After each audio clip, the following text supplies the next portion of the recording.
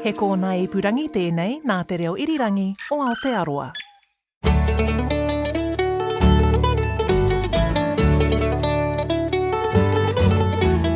G'day and welcome to Country Life. I'm Duncan Smith. Kia ora. Great to have your company. Ko Sally Round tēnei. Today, kumara growers are celebrating the end of the harvest after a tough couple of seasons. And harvesting food for the 500 animals at Wellington Zoo got us wondering, where on earth does it all come from? And what's on the menu? Janine Schwanneker went along at feeding time to find out more. Later, I meet a vet who knows pretty much all there is to know about cows' feet. He's studied them from all different angles and says cows' relationship with farm workers has a lot to do with healthy hooves. But first to a roundup of news from RNZ's Rural News Desk. And it's been a tough time for foresters, with log prices reaching new lows. They're now at their lowest level since October 2016. This is according to ANZ's latest commodity report, which says demand in our main market for logs, China, is extremely weak as construction activity there remains subdued. But the Forest Owners Association is hopeful log prices have hit the lowest point as there are signs building work there will rebound. Chief Executive Elizabeth Haig says forest companies are getting by okay, and she says they're trying to stay optimistic. We're hoping that this is going to stabilise now. Obviously, it's, as you said, the lowest that we've seen since October 2016. But there are some signs out of China that are making us a little bit optimistic that this is stabilised now. And it's not much better for sheep and beef farmers also feeling the effects of weakened demand from China. Meat export values for the first quarter of the year have fallen to the lowest levels in 6 years. New figures show exports to China were down 27% in the first quarter to just under $800 million. And overall, meat exports were down 5%, the lowest value for the quarter since 2018. A spokesperson for the Meat Industry Association, Jason Krupp, says Chinese demand hasn't returned post-COVID as expected. The two factors that we're seeing in the market there are economic headwinds, and so we're seeing consumers being a little bit more selective in what they spend their money on. And the second one is increased supply from countries, particularly in South America, which is also putting pressure on prices. The tough economic conditions are hitting meat processors too. ANZCO's profits have more than halved.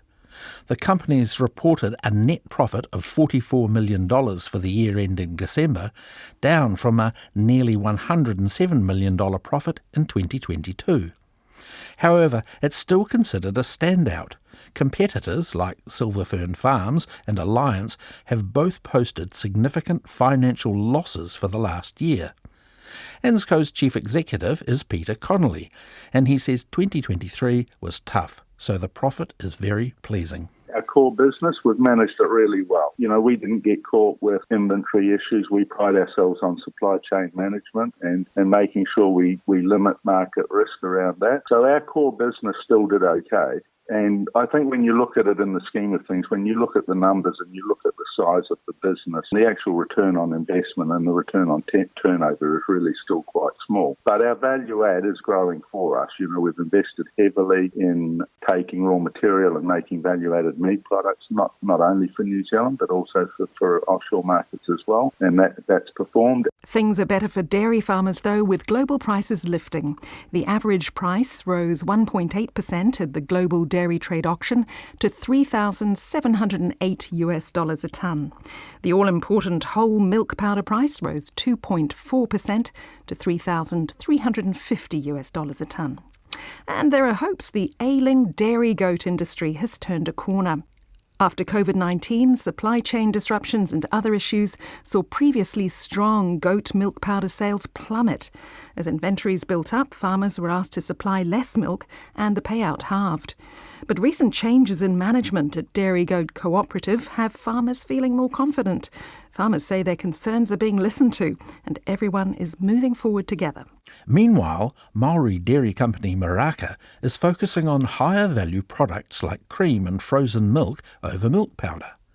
It's based in Taupō and is the only processor in the world to be powered by renewable geothermal energy. has been working to get its products into new markets like the Middle East, and recently signed a new contract with a Chinese company to sell 20% of its UHT milk. Chief Executive Carl Graydon says the pivot is paying off. With a very deep partnership, which is now spread to 5 countries across Asia, and that's targeting the end use of the cafe market, and that's been a great success for us this year. As well as this year, we've demonstrated that we're able to export cream in frozen format to the world, and that's a first for us as well. It's phenomenal. In other farming news, efforts to create a methane vaccine are being bolstered. AgriZero NZ is investing nearly $10 million into the US company Archaea Bio, which is working to create a methane vaccine for ruminant animals. AgriZero NZ is half owned by the government and key players in the primary industries. Scientists here have been working on creating a methane vaccine for over a decade, and AgriZero has also invested in that work. Chief Executive Wayne McNee says it's backing the US research to increase the chance of delivering a faster solution to the methane issue. He says a methane vaccine for ruminant animals is internationally recognised as the holy grail to deliver methane reduction at low cost and mass scale.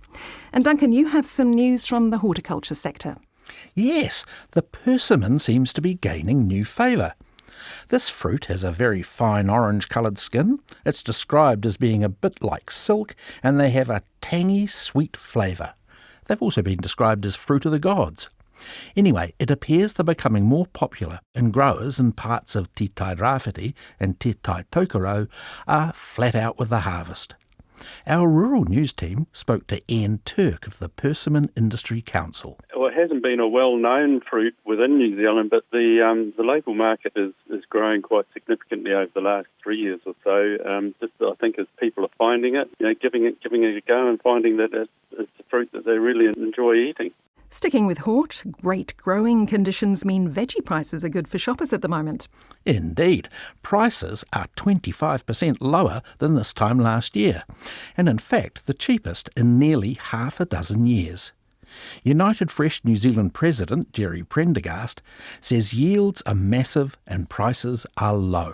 I can assure you, if you're a consumer, it's a consumer's market in terms of the value. I've not seen the value of fruit and vegetables, and particularly the green leaf vegetables and some root crop vegetables. I've never seen the value at the levels that we are seeing now for perhaps 5 years plus.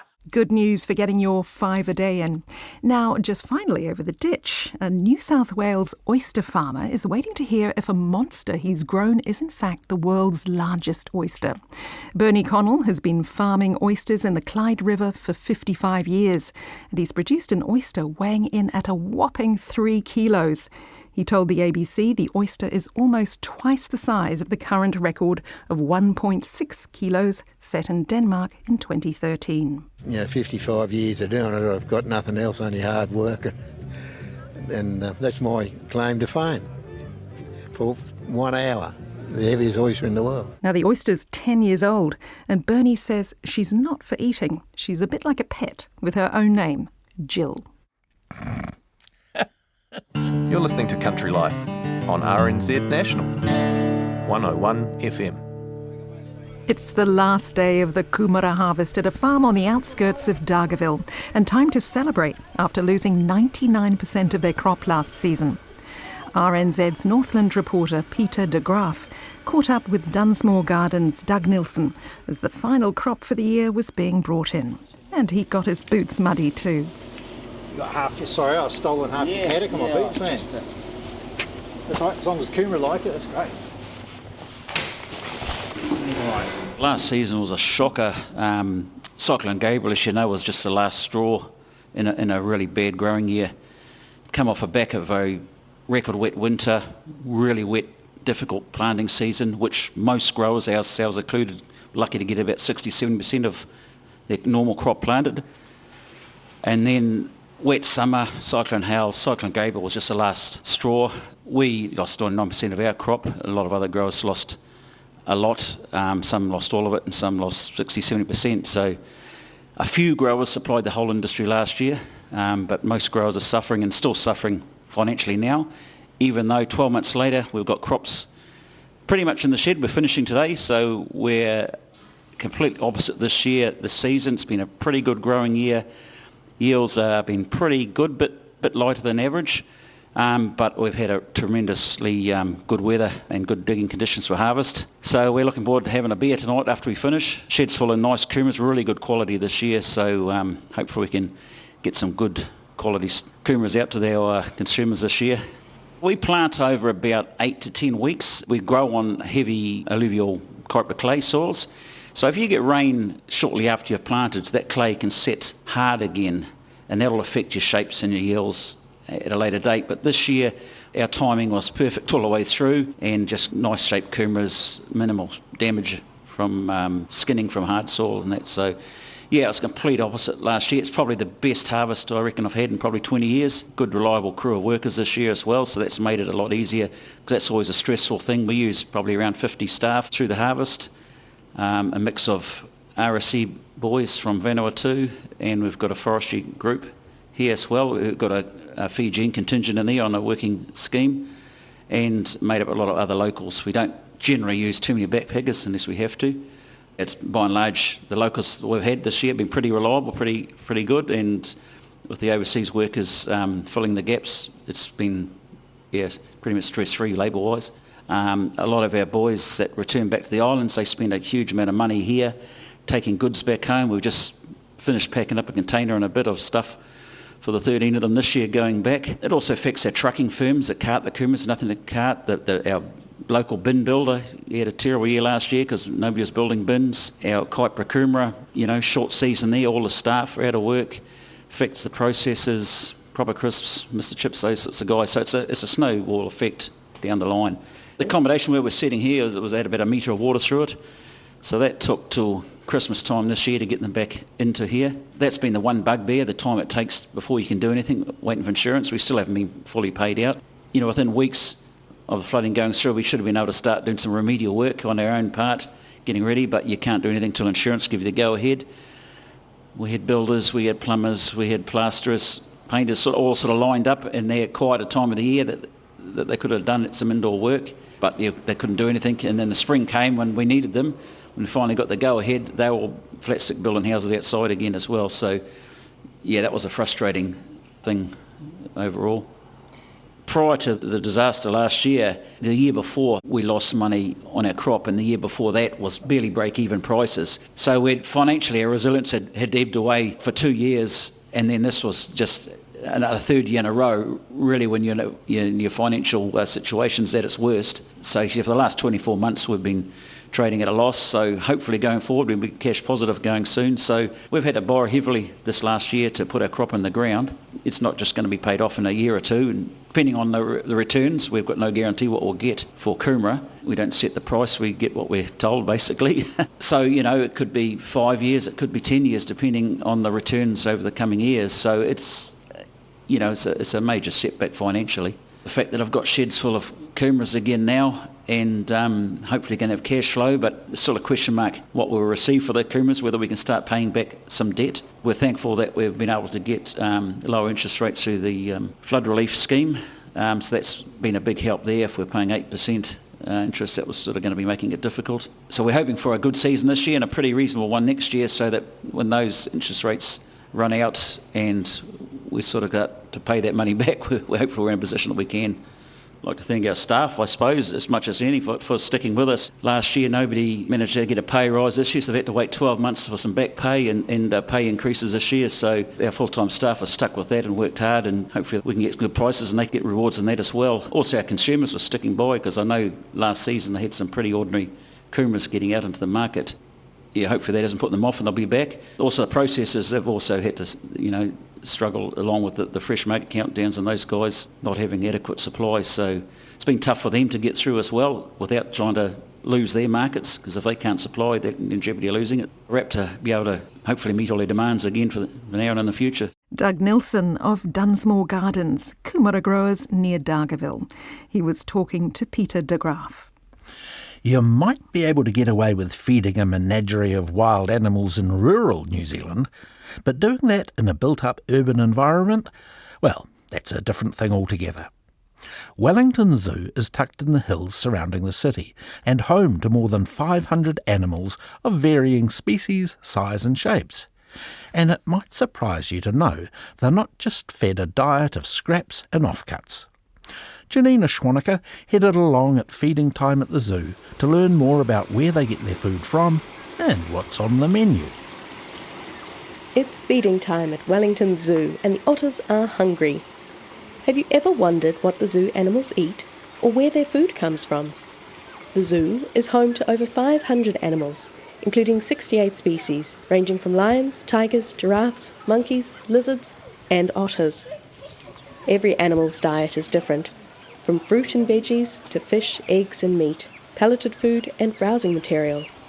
It makes feeding time a challenge. We headed along to the otter feeding time where we meet Sylvia Orr to find out exactly what the animals are eating. Can you tell us who's dining today? So we've got 4 otters here. They're all brothers. So there's Echo, Sai, Bhutan and Jambi. And they're from 2 separate litters. So Echo and Sai are 12 and then Bhutan and Jambi are 11. Are those the hungry otters we can hear in the background? Yep, they are. And what's on the menu today? So here we've got some octopus for them. So they're each getting a little octopus as part of their diet. And these guys, the majority of their diet is seafood since they are otters. So they eat lots and lots of different kinds of fish. The squeals mean it's time for dinner. The otters grab their meals and take it away from the others to quickly eat. The 4 otters are chowing down on their mini octopuses. They look quite happy with their meal for today. We talked to Simon Eyre, who's in charge of the menu as the animal science manager. His role is to look after the nutrition team and vet teams. I'm a second-generation zookeeper. My father was a zookeeper in London Zoo. And, yeah, it's been part of who I am since I was born. I've worked in zoos for about 30 years now. I started off as a keeper in the UK and I moved around a couple of zoos, and then I moved over here 20 years ago as a team leader, and I've moved up into the role that I am in now. Simon shows us the nutrition centre where they prepare the food for the animals. There's 2 massive freezers, which you can likely hear in the background, and a huge commercial kitchen where the food's prepared. Inside, there's baskets of fresh produce and buckets filled with prepared meals for each of the animals. Every animal has a very, very different diet, from the stick insects that only eat eucalyptus browse, to the lions and tigers that eat meat, to the meerkats, which have a very varied diet, to our otters. Otters need multiple feeds every time of day because they have such a high metabolic rate. There are 4 main types of feed at the zoo. So we use a lot of fresh fruit and vegetables. They come from the same suppliers that your cafes and restaurants would get theirs from. Even some of the supermarkets get it from these same suppliers. So we get the same food that you do, and we will give it to our chimpanzees or our pygmy marmosets or our red pandas, and they all have very different requirements for sizes of food and types of food as well. Preparing so many meals certainly keeps the team busy. For the team in here, they start about 7:30 in the morning, and they start with preparing the things that are needed for that very morning. So it might be cooked eggs or cooked potatoes or something. So those are done first thing in the morning, and then throughout the rest of the day they're preparing the fruit and vegetables for chimpanzees or things for the meerkats. So they get a whole load of the diets done in one day. Another day of the week will be just preparing the meats.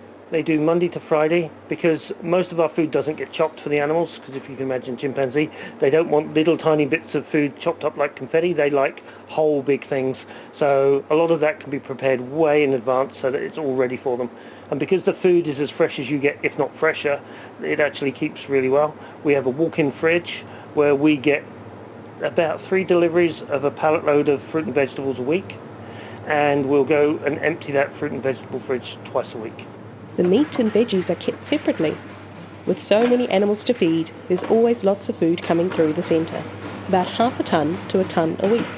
We just had a hay and lucerne hay delivery, and that was 3 tons, and that lasted us a couple of weeks.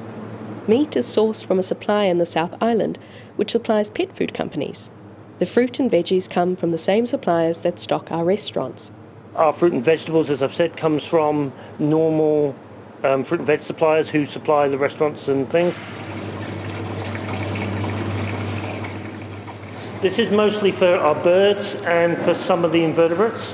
So things like our locusts eat a lot of the wheatgrass that is growing on the top. And we will actually grow and completely empty this in a week. The zoo also sources pelleted feeds, specialised for each animal. Some from here and some from overseas.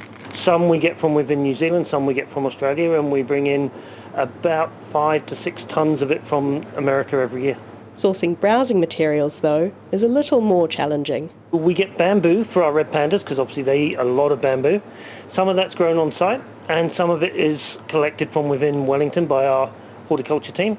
And then we also get a lot of browse from arborists. When they're trimming down trees, if those trees haven't been sprayed with anything, we can use it to feed the animals.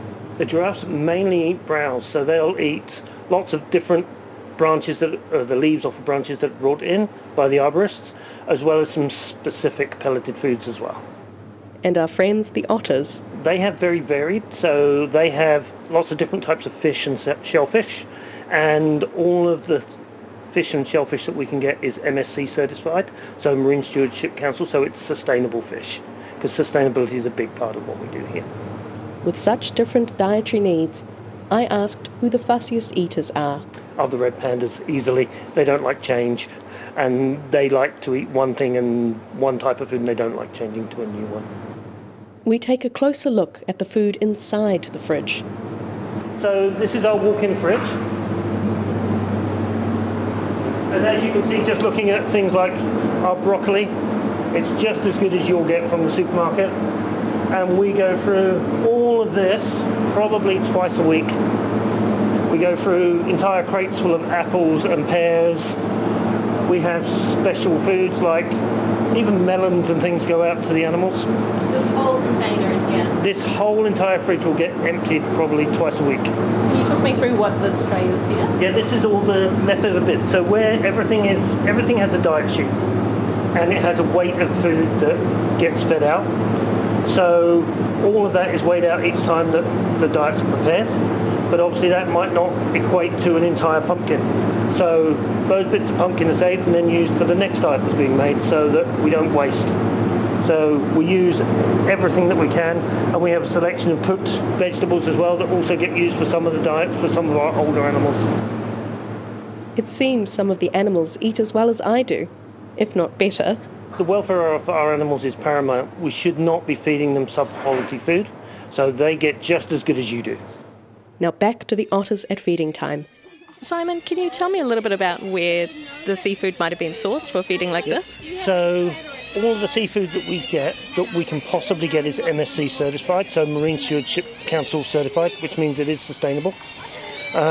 We get it from large seafood suppliers who, once again, are the same ones who will supply the supermarkets and things like that. And our otters get fed probably 5 or 6 times a day. So we go through a large amount of food just for the otters alone, and it varies all the time. Do they have a favourite type of seafood? I think all of it. All of it?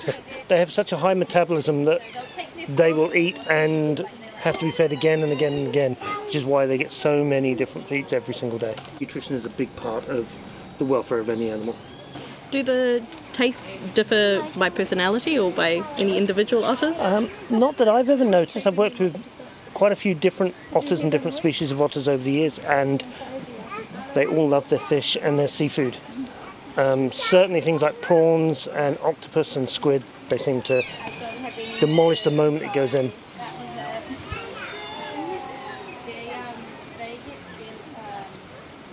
I see there's also a few balls and toys hanging around. Is that part of the feeding process? So it can be, or they can be enrichment, because the otters are quite dexterous. They like using their hands to do different things, so they might play with the rocks, which they quite like, actually juggling rocks a bit. But they will also move balls around. We can put some of their food into balls so they can actually work to get to the food rather than it just being put straight out for them. After their dinner, it's time for a swim and some fun in the sun, ready for their next feed. That was Simon Hare, Sylvia Orr and the otters Echo, C, Jambi and Bhutan. And you can find some great photos and a video of the otters chowing down on our website, rnz.co.nz/otters. Country Life. Hi, this is Graham. And I'm Gillian. We're from Miners Camp in Endeavour Inlet, and you're listening to Country Life. RNZ National. Every day around the country, dairy cows are up in the wee hours, making their way to the milking shed, then heading back to the paddock to graze. Most of them do it all over again in the afternoon. It may seem like just a simple stroll to have their full udders emptied and a tasty snack, but there's more going on in that line of cows than you might think. What exactly goes on and the problems it can cause has been pretty much a life study for one Taranaki vet. So we'll go in this way. Waiting for the cows to arrive? I heard somewhere a motorbike, so he must be here not too far away. Neil Chesterton is an expert in lameness in dairy cows, and he knows a lot about how cows behave. I'm with him at milking time on Bryce Hunger's dairy farm near Inglewood. Hi, Bryce. How are you? G'day, thanks for letting us come and interrupt your whole day. I'm This is Sally. How you doing, Bryce? So Bryce will be on this side over here, and cows come round in a circle on his rotary. How many bales? 50. 50 bale rotary. Just one person putting cups on? Yep, I'll be milking. Yep. So the cows are coming in now, so... Yep. So we'll watch them come in, yeah. But the reason I enjoyed coming to Bryce's farm is he's had lameness in the past, but he asks questions and thinks about things, and he's changed his whole system so much, not just thinking of lame feet, but doing everything else, that I have very few farms that are so looking at the welfare of the cows, and Bryce's wonderful farm to come to here. Neil took up his first vet job in Inglewood 50 years ago. Over the years, he's met many dairy farmers who were desperate. They hated seeing lame cows struggling along the tracks to the milking shed. It wasn't uncommon to have a third of a herd go lame in a season. So he decided to find out why cows were getting lame in the first place. And that led to years of watching, listening, filming and collecting data. He didn't just want to be that cow ambulance at the bottom of the cliff. Back to Bryce and how to do things right. And cow flow is probably most important in the cow shed. Yeah. I feel like... Yeah. The tracks aren't too long. How far are they to the back? Because the length of the track's an important thing. Yeah, about a K. About how long? A K, kilometre. 1K, yeah. See, I was at a farm just the other day, 2.5 K, and more than double the length. And I found out that much above 1.5 starts to be one of the factors. Many things can damage the feet, and one is the distance they walk. And so your 1K is quite short, central shed, and that's where it's... so he's spoiled, you see. He thinks he's doing good, but he's got a farm that's well designed. Yeah. So my next question, if I was going to ask Bryce, are the cows coming voluntarily or someone coming behind them? They're just coming in on their own at the moment. See, and someone will go out and just bring the rest of them. Whereas I go to so many places where someone goes and gets the cows and then follows them and pushes them to come faster because look at my watch, I want to get... Yeah. Whereas here they come just voluntarily, so there's no pressure on their feet. Even if the track wasn't perfect, they can go around things, where if there's pressure, they skid on the damaged surface. Because with the rain we get here, it's not a perfect track, Bryce. No. Because the surface gets washed off, but there's no pressure on them. And then no pressure in the yard. You know, straight away you've got two things. They're coming in. Yeah. So Nigel's gonna... Okay. G'day, Nigel. This looks serious, doesn't it? Nigel's the father. So if Bryce is good, or father-in-law, hey, you listen to your father-in-law, don't you, Bryce? Nigel's on the quad bike. He's off to get the cows, is he, Bryce? He's had years of experience milking cows long before Bryce was really thinking about it, so... Yeah, they're going back there. So I think you've got some setting up to do, have you? Yep, I'll carry on. Okay, can you just...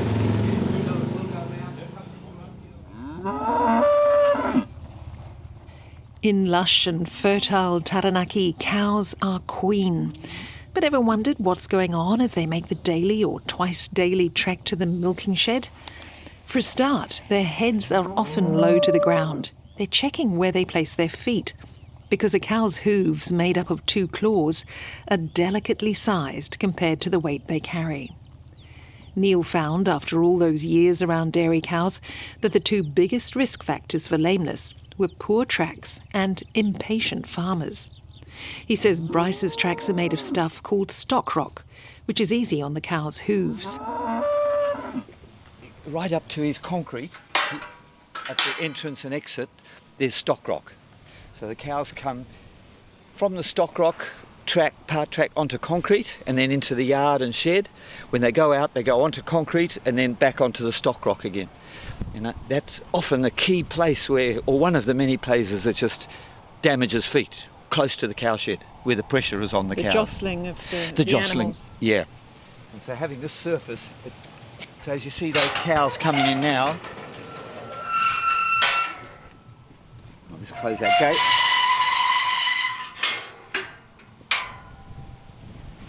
See, so Bryce's cows are coming in now, and look, they're just a single row. There's no pressure on them. They can choose, even if the track was too narrow. His tracks are about 8 metres, which is good, for a herd of, I think he's 500 cows, something like that.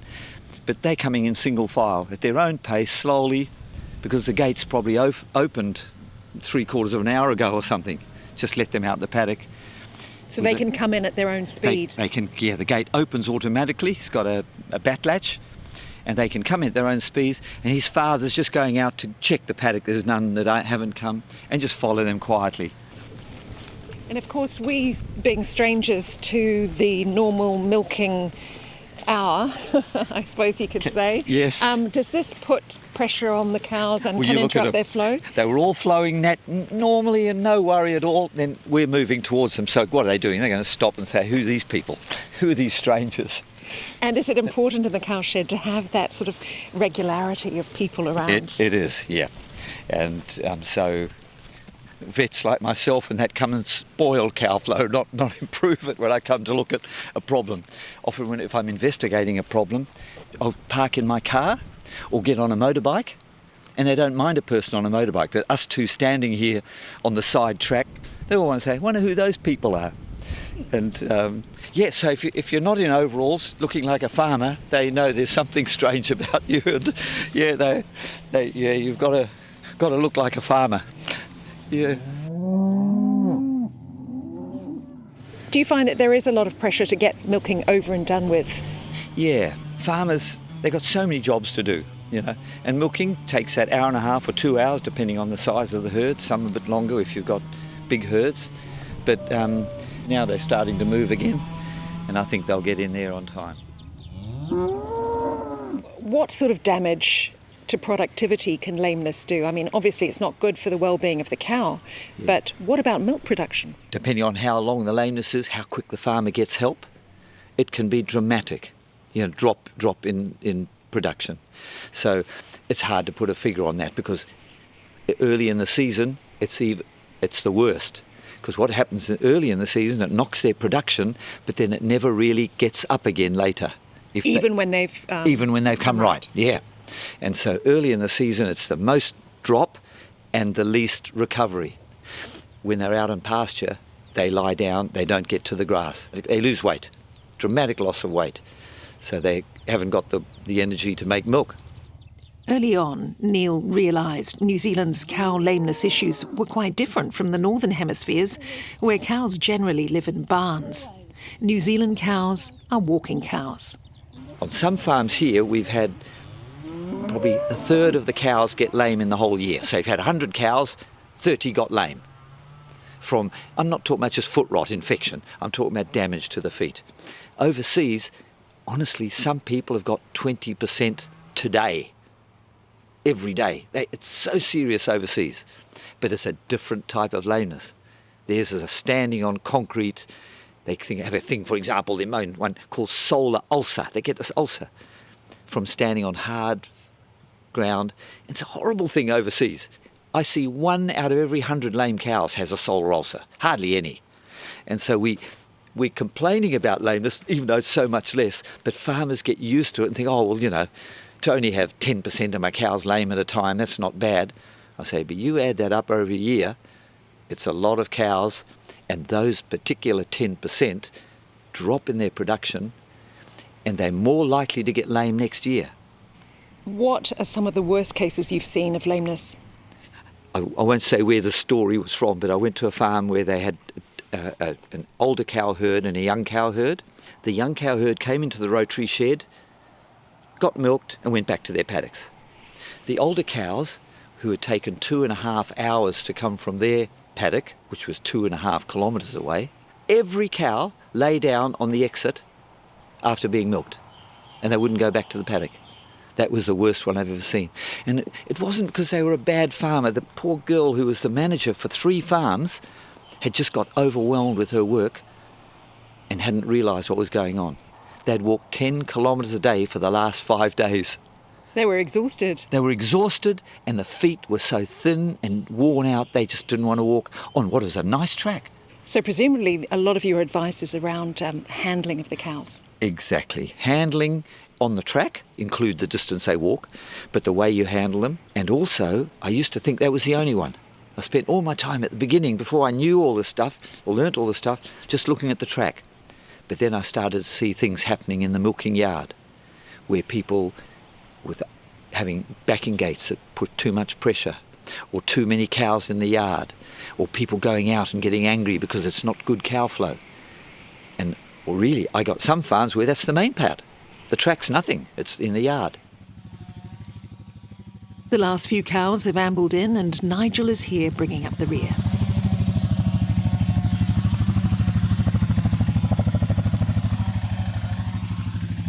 So he's come to the yard and he's stopped, just let them go in at their own pace, not forcing them into the yard. And he's going to open the gate for these other ones to let them go. So we'll sneak past. Can we come past? Can we just sneak past before they come? Yep. Sounds like they're having some trees cut down over there, that noise in the background. What would be the perfect cow hand in your view, the perfect kind of temperament for somebody whose job it is to bring in the cows? Right. The few things I've learnt, and I've learnt all this from farmers and doing little experiments myself. The first thing is talk to the cows. To get angry with cows makes them afraid of people. Just talk to them. When you let them out the paddock, if you're going to follow them home, because some people have automatic gate openers like we have today at this farm, but most people don't. They go and open the gate, let the cows out, and I say to farmers, don't push the cows, keep behind them, talk to them, and whistle or do something. And one farmer said to me one day, he was a perfect farmer. He had 300 cows and he had very low lameness. That's why I was doing research on his farm, low lameness. And what I noticed is he let the cows out the paddock, drove up behind them, switched off his motorbike and smoked a cigarette. I'm not saying he must smoke, but I found out the time it is to smoke was perfect. By the time he'd finished smoking his cigarette, he started up his motorbike, caught up with the cows again, stopped. It took him 3 smokes to bring his cows 1 kilometre. So my formula for cows is, stop the motorbike, don't keep beeping and moving, and his cows just walk so gently. So you've come up with some great theories, some formulas and theories there. Well, now the cows are starting to move out and heading back. Yeah. We could go and talk to the farmer down there now, because those others coming in, we'll keep away from them because they just stop and look at us. They're not afraid of us, but they look. But isn't it interesting to look here? The front cows, I'm just estimating, there's probably 50 cows right at the front of the yard, and then the cows had stopped for a while. The others are coming in now, and what I like about this place, the cows are not afraid here. They're all coming to the front. Many herds, they stop all over there, and the front's the empty bit. Why are they afraid? That's the question. Why are they afraid? It's because of something going on in the shed. And it can be lots of different things. Some farms it can be slippery concrete, right where they're standing ready to go onto the cow shed there. It wasn't slippery when they started, but because of the pressure there it becomes slippery. And so many farms now are putting rubber at that entrance. So the cows like to come and stand on the rubber. Not the whole yard, but the front quarter or something. The other thing is, depending who's milking, I sometimes come to a farm like today and it's perfect. What we're watching is just beautiful today. Just content, happy cows, no heads up apart from the ones wanting to look at us. And other farms I come to and the cows are afraid.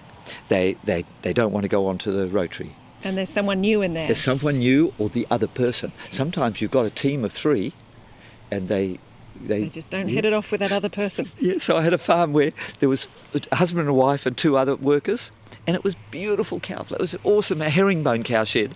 This is a rotary here today, but it was a herringbone, and the one young lady left and they got another worker, and on this farm all of them used to say, come on girls, you know, and talk to their cows like that. This new guy, that is wimpy. I'm not going to sit here and say, come on girls.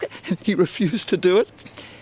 If he tried to milk at the beginning of the herringbone, you know, where the cows would come in, the cows wouldn't come in. They didn't do anything bad, the cows, they just wouldn't come in with him.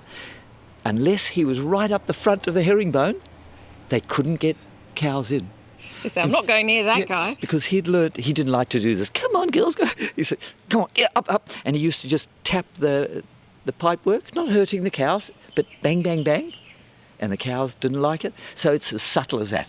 Some farmers are moving into virtual fencing using collars. Yep. Cows are encouraged into the milking shed via vibration and a pulse on the collar without anyone walking behind them. How might that affect lameness, if any?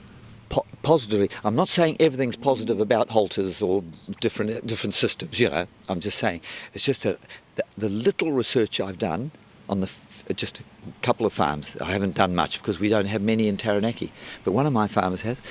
He had, by Christmas time, had only 3 lame cows because there was no pressure coming into the yard. Okay, I mean, somehow that, realising there's a bit of electricity, must make them want to get out the paddock. But on the track itself, there was no pressure, totally voluntary, and there was no pressure in the yard. And he had 3 lame cows by Christmas only, which is nothing. So a lot of times pressure is from people or a dog. And it's not always a dog. I've seen dogs that are miles better than people. I remember one dog watching, I thought, I bet this guy's lameness is from his dog because he always sent his dog out to get the cows. And this dog walked behind the cows. It piddled on a fence post here and a fence post there, walked up the cows. Some cows came back and sniffed it and they licked each other's nose. And so some dogs can be no problem at all. Others can be a problem, or people same. So it's never a people, it's a type of people. It's never a dog, it's a type of dog. And so here's our farmer coming on a motorbike now. No heads up at the back. They're just going at the same speed as they were going before. He's quite close behind them, I would have liked him to be much further behind. Interesting. But I think he's only just come up and followed the last ones. But yeah, definitely I'd say to him, drop back another 5 or 10 metres. Yeah. Pick that up a bit. In the yard, an automatic gate keeps the cows moving towards the shed. So, here it comes. Oh, probably about only less than a metre it moved. And it makes a noise so the cows are aware of it, but it's not hurting them. And so design, you asked a question about design of shed, is so important. I was at one place the other day where when they go onto the rotary, 2 cows can fit in at the beginning, and by about halfway down the entrance, that narrower part, still 1.5 cows could fit in, and they were jamming. So we made them narrow the whole thing out so that the cows had to make the decision out in the yard here who's going to go next. And this went 1, 1, 1, 1, 1, and the cow flow is no problem. But you get 2 next to each other, the bossy one is going to push the other one. What happens to the feet? Slip and injury to the sole. They do have their own order, don't they, cows? That's the thing research earlier on was wonderful how I hoped that cows would come into the yard in one order and go out in the same order. Then I wouldn't have to stand in the rain and look at their cow numbers. So I did some study with 6 herds, I think it was, and guess what? Cows come to the yard in fairly well the same order every day, front, middle or back. Not exactly the same cow, but front, middle or back. When they go through the shed, whether it's a herringbone or a rotary, they change order. When I told my farmers that, I said, obviously you're a vet, you don't know about cows. We know that our last cow's always in the second row. They knew their cows, you know. And so I said, well, that's why you mustn't have them tight in the yard. Otherwise they can't swap from the arriving order to a milking order. And I discovered that was the other problem with farms. They knew it in their head, but they didn't think of when they put the backing gate hard against them, they were stopping them able to swap places. So there's amazing things going on in front of our eyes right now that it doesn't look like anything's moving. But you watch, look right up the front, there's a cow come from the right, moved through the cows, right across, right through all those cows, and now she's going on to the rotary cow shed. So she is. She knew, yeah. She knew that at what time? At 10 minutes to 3, I'm going to go milking. Would she be a matriarch? Would she be one of the bossy ones? No, not necessarily. It's just the bossy one's going to stand back and not go on. I had one farmer, exactly that. All the cows at the front, standing on the left-hand side as I'm looking at these cows, probably 10 or 15 cows stood there the whole milking. And he was so frustrated with what he called poor cow flow, he went out and made those 15 go on, thinking that'll speed up. It didn't, made it worse. And what I discovered was certain cows arrive right at the beginning, stand on the left, near the entrance, and they stand there the whole milking. But leave them there, let the others come past. And then I went to one farm, I took a video of the whole milking. It was in England, this place, a rotary cow shed, one cow going on, one. And there was a big white cow.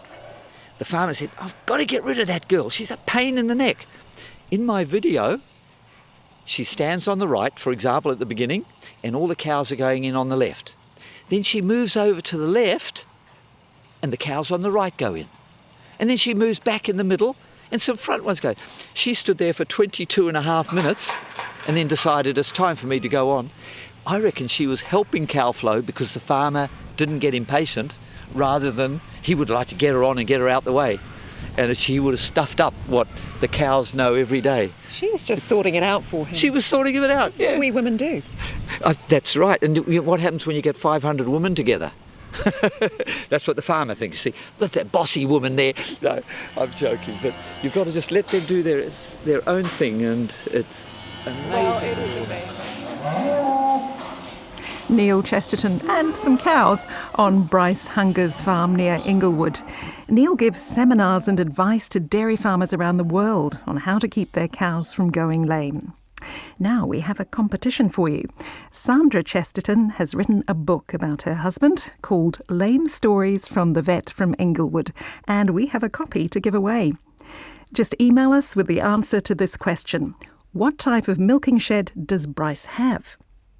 Our email address is country@rnz.co.nz. That email address again is country@rnz.co.nz. And the question, what type of milking shed does Bryce have? We await your answers with interest. And next week, in Chapter 2 of the Chesterton story, we find out about their daring escape from Afghanistan, where Neil had been helping local vets. And next time also, we meet Punamu Skelton, who's on a mission to help Maori into backyard veggie gardening. And we head to a farm in the foothills of the Tararuas to meet Jason Christensen, a former dock ranger who's returned to his roots on the family farm. We're on Fern Hill, which is the original family farm, which was purchased in 1879. I'm the 5th generation. Conservation side of things is pretty much ingrained in me, I suppose, in some ways, or indoctrinated as we used to call it. That's next time on Country Life. And that's it for this week. Don't forget to follow our podcast. You can do that on our webpage, rnz.co.nz/countrylife. And you'll also find there photos and more info on the stories you've heard today. Thanks for joining us. Ka kite anō. Bye now.